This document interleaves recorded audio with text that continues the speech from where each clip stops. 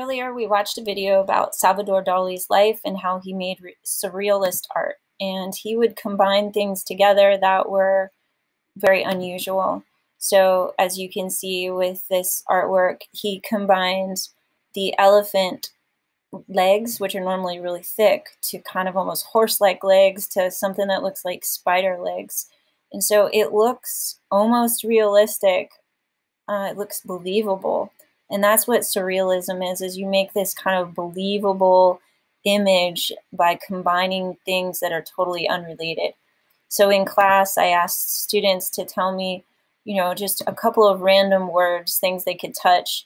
So I demonstrated how to make a frog star, because one student said a frog, another student said a star. So I'm just going to have you combine a background and two objects that are kind of just random. The more random they are, the better your surrealism will be.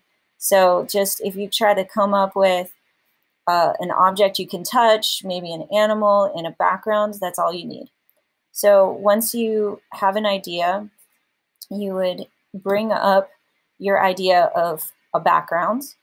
And when you get the background, just have it in a new tab. So each time you want to bring open a picture, let's just open it as a new tab.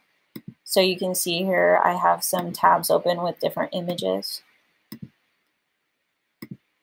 So once you find an image you like, let's say in this case I like this frog, you hold down on your computer the Alt button and you click.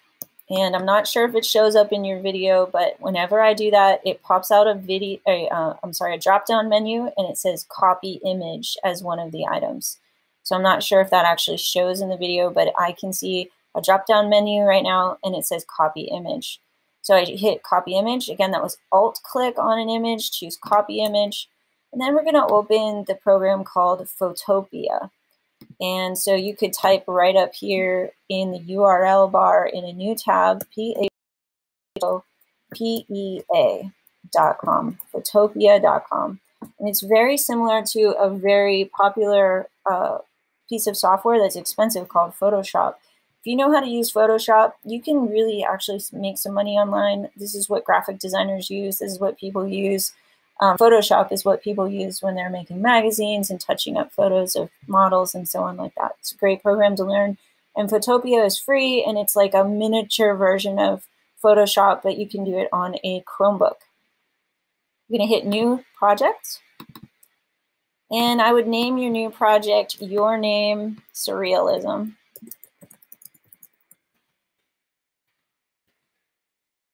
And then choose Social. Then choose Instagram. And I just recommend you just pick a background that you think is kind of neat, or just pick one with layers in it. And if you don't want to pick one of the templates, it's no big deal. Just click here and hit create. So earlier I had selected one that I just kind of liked, the green background, but you pick whatever one you like. Once that opens up,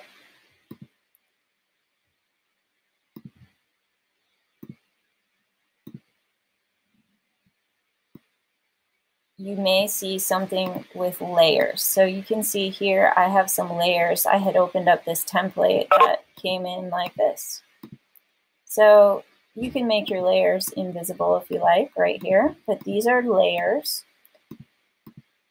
And yours may only have a background layer. That's fine.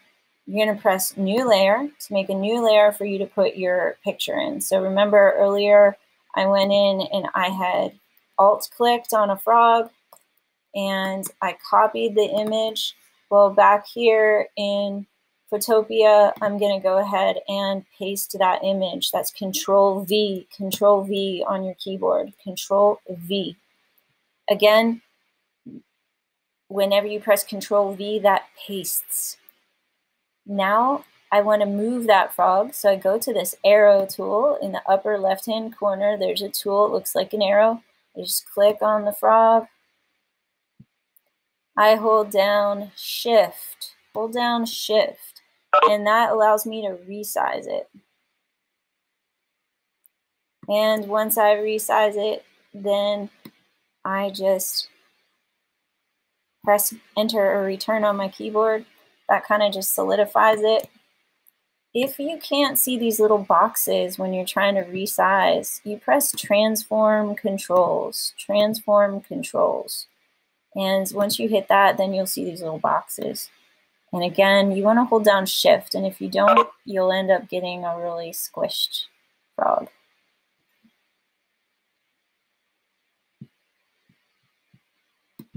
Once you've gotten your object the right size for you, you then go to the fourth tool down. You press and hold, and out pops a menu.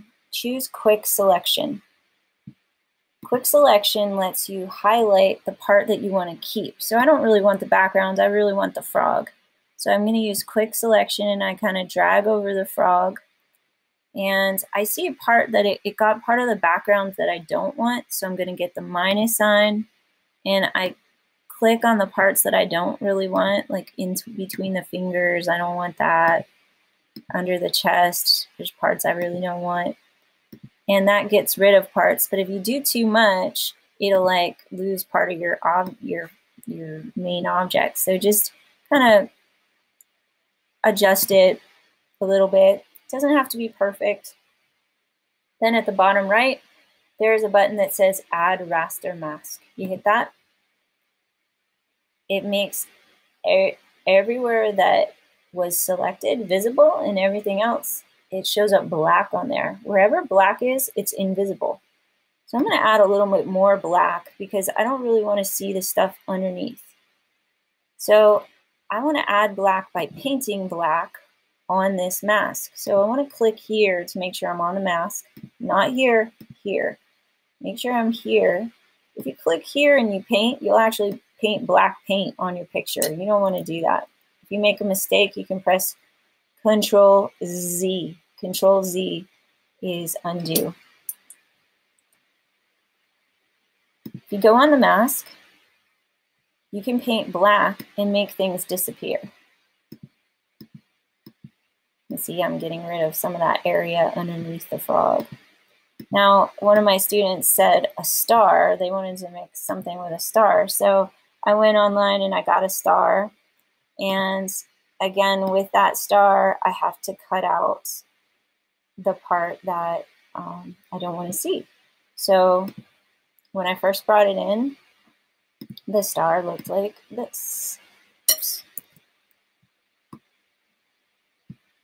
Looks like that. So I'm going to cut out the white background. And when you bring things in, it may land on top. So if you want to change the layer, or where the layer shows up, like I really want this star to be underneath the frog, I just drag down. And I dragged the word layer, and I just drag down. And that lets it go underneath. So again, it was quick selection, clicking on the picture of where I want to keep, and it brings in this dotted line. Then I press this mask button, which is Add Raster Mask. It's at the bottom on the right side of the screen.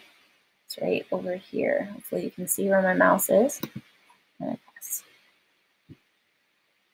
From there, I just want to make the two look like they belong together. So I'm going to go back to my frog mask, and I'm going to go to a paintbrush right now. And under the paintbrush settings up here at the top, I can bring the hardness down, and I can make the size a different size if I want to, bigger or smaller. But if I bring the hardness down, it lets me kind of fade things out. So I'm going to make it look like these legs aren't even here. I want to fade out, but I want to see part of the neck of that frog, like as if that neck was coming out of this star. I see the star in the background behind his head. I don't really want that tip of the star to be there, so I'm just going to go on the mask there, and I'm painting black with the paintbrush. I'm on the paintbrush, and I'm painting black. See right here, it's black. If you don't see black there, you can click and choose black. Hit OK. And I'm just making that part of the star disappear. if you make a mistake, let's say like right here, I'm painting the mouth of the frog and I'm making it, oops, I made the mouth disappear. No problem, I can bring it back by painting white. If you don't have white down below, just click, choose white, hit OK. And if you hit the X button, it switches you between the top and the bottom color. So I make the white show up at the top, and then when I painted white, it brought that part of the frog's face back.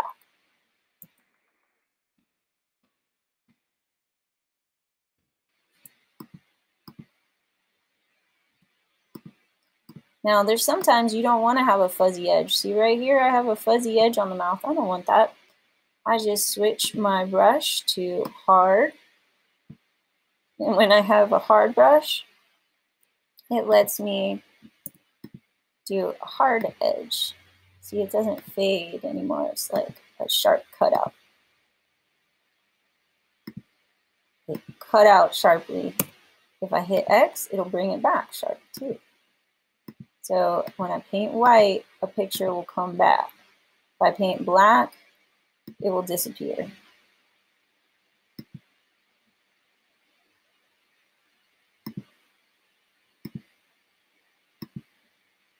If you want a smaller brush, my brush is really big, you can press the bracket button on your keyboard. It's right above the quotes, the quotation marks on your keyboard. The bracket's right above that quotes. So you can clean up anything you don't like the way it looks.